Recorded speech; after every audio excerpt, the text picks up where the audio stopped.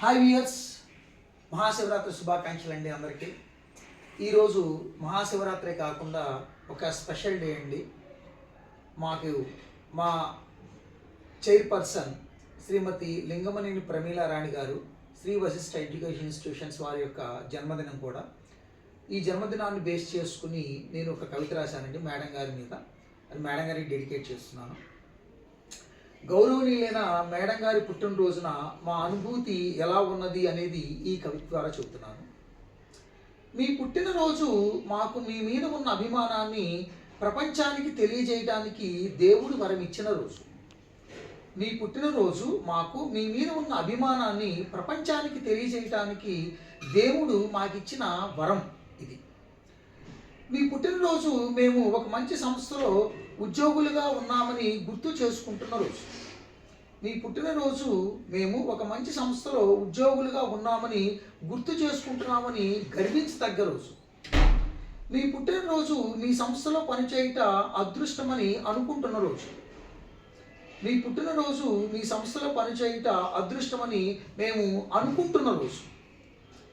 మీ పుట్టినరోజు మా కళను సాకారం చేసుకోవటానికి ఒక అవకాశం ఇచ్చిన మీకు కృతజ్ఞతలు చెబుతున్న రోజు.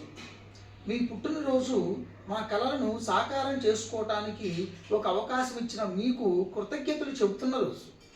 మీ పుట్టినరోజు ఒక గొప్ప అధినేతకు అభినందనలు తెలియజేయటానికి మేము మీకు రుణపడ్డ రోజు.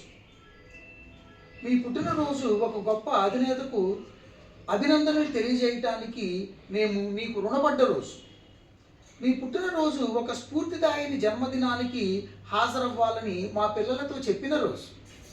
మీ పుట్టినరోజు ఒక స్ఫూర్తిదాయని జన్మదినానికి హాజరవ్వాలని మా పిల్లలతో చెప్పిన రోజు. మీ పుట్టినరోజు మీరు సుఖశాంతులతో జీవించాలని గుడికి వెళ్ళి మొక్కిన రోజు. మీ పుట్టినరోజు మీరు సుఖశాంతులతో జీవించాలని మేము గుడికి వెళ్ళి మొక్కిన రోజు. మీ పుట్టినరోజు శ్రీ వశిష్ఠలో ఉద్యోగం చేయుట గర్వంగా ఉందని బంధువులతో చెప్పిన రోజు. మీ పుట్టినరోజు శ్రీ వశిష్ఠలో ఉద్యోగం చేయుట గర్వంగా ఉందని మేము మా బంధువులతో చెప్పిన రోజు. మీ పుట్టినరోజు ఈరోజు మా అందరి పండుగ రోజుని వినమ్రతతో విన్నవించుకుంటున్న రోజు. మీ పుట్టినరోజు అంటే ఈరోజు మేము మా అందరి పండుగ రోజుని వినమ్రతతో విన్నవించుకుంటున్న రోజు. కాబట్టి ఈ కవిత మా మేడం గారికి డెడికేట్ చేస్తున్నానండి. ఇది కనుక మీకు నచ్చినట్లయితే ధాత్రి తెలుగు మ్యూజిక్ని సబ్స్క్రైబ్ చేయండి, షేర్ చేయండి, లైక్ చేయండి. మళ్ళీ మేడం గారి మీద వచ్చే సంవత్సరం ఇంకా అద్భుతమైన కవిత నాకు రావాలని దేవుని మనస్ఫూర్తిగా కోరుకుంటున్నానండి. Thank you.